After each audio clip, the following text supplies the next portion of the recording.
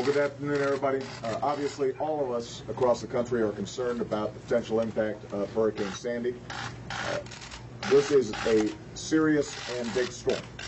And my first message is to all people across the eastern seaboard, mid-Atlantic, going north, that you need to take this very seriously and follow the instructions of your state and local officials, because they are going to be providing you with the best advice in terms of how to deal with this storm over the coming days.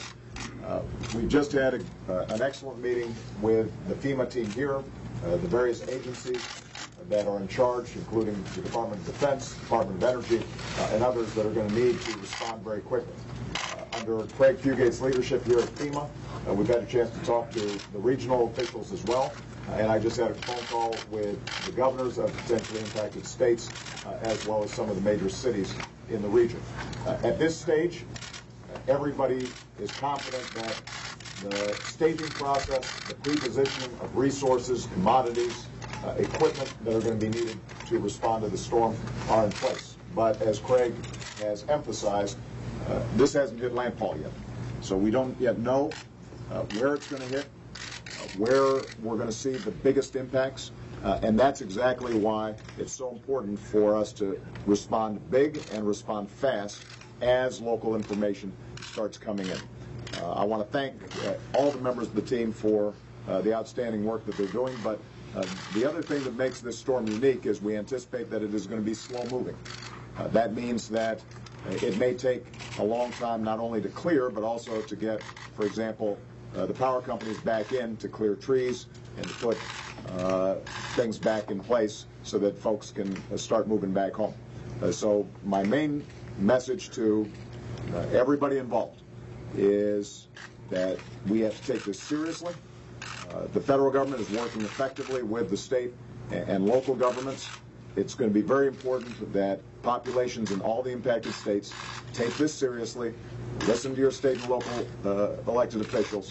My message to the governors as well as to the mayors is anything they need, we will be there. And we're going to cut through red tape.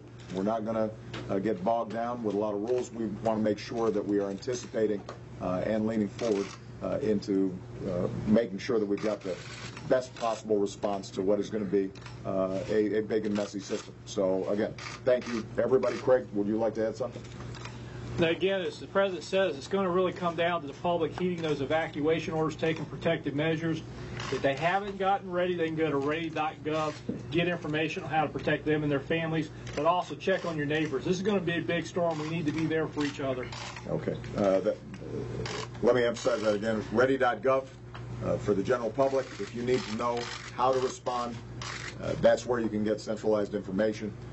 But I think Craig's point is exactly right. In times like this, one of the things that Americans do is we pull together and we help out one another. And so there may be elderly populations in your area. Check on your neighbor, check on your friend, make sure that they're prepared.